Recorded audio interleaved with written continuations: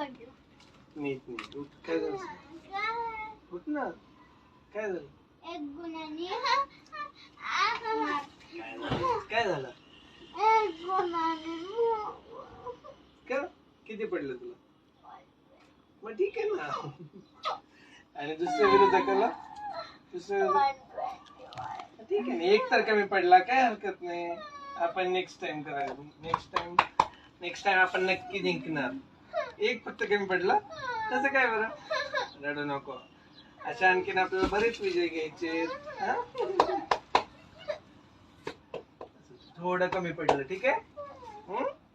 रडायचं नाही. आणि आता सगळ्यांशी इथून पुढे व्यवस्थित बोलायचं. वागत पुढच्या वर्षी तू कॅप्टन होणार, राईट?